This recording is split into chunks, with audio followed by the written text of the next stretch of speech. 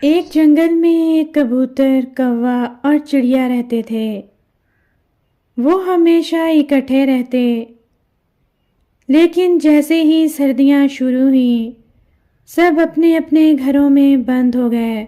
مسلسل برف باری کا سلسلہ کئی روز سے جاری تھا۔ کبوتر اپنے گھر میں بیٹھا شدید بھوک محسوس کر رہا تھا۔ آج اس کے پیٹ میں شدید درد شروع ہو گیا۔ آخر وہ ہمت کر کے اپنے گھر سے باہر نکلا۔ بہت تلاش کے بعد اسے ایک جگہ ایک شلجم پڑا ہوا ملا۔ وہ بہت خوش ہوا۔ گھر آ کر اس نے جلدی جلدی شلجم کھانا شروع کیا۔ آدھا شلجم کھانے کے بعد اسے اپنی پڑوسن چڑیا کا خیال آیا۔ وہ بھی تو برف باری کی وجہ سے اپنے گھر سے باہر نہیں نکلی ہوگی۔ یہ خیال آتے ہی وہ چڑیا کے گھر پہنچا۔ اس وقت وہ گھر میں موجود نہ تھی۔ کبوتر نے شلجم وہیں رکھ دیا۔ اس نے سوچا جب چڑیا واپس آئے گی تو شلجم دیکھ کر بہت خوش ہوگی۔ وہ سوچے گی اس کا کوئی ہمدرد دوست بھی ہے۔ اب چڑیا کی سنیے، اسے ایک جگہ گندم مل گئی۔ اس نے پیٹ بھر کر گندم کھائی اور گھر واپس آ گئی۔ جب چڑیا گھر پہنچی تو اسے اپنے گھر میں شلجم پڑا دکھائی دیا۔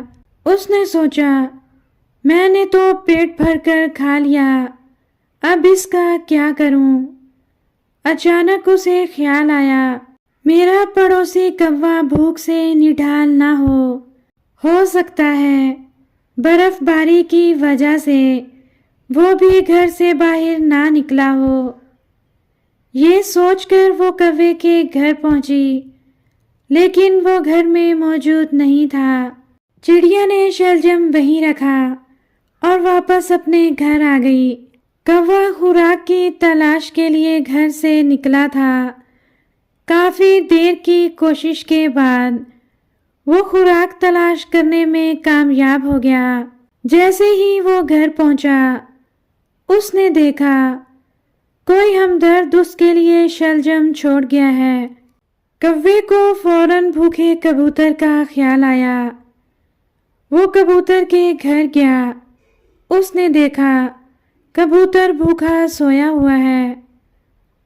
اس نے شلجم کبوتر کے سرہانے رکھ دیا۔ کافی دیر کے بعد جب کبوتر اٹھا، اس نے اپنے سرہانے شلجم دیکھا۔ اسے بھوک بھی بہت شدید لگی ہوئی تھی۔ اس نے اللہ تعالیٰ کا شکر ادا کیا اور سوچا نیکی کبھی رائیگاں نہیں جاتی، اللہ تعالیٰ نیکی کا صلہ ضرور دیتا ہے۔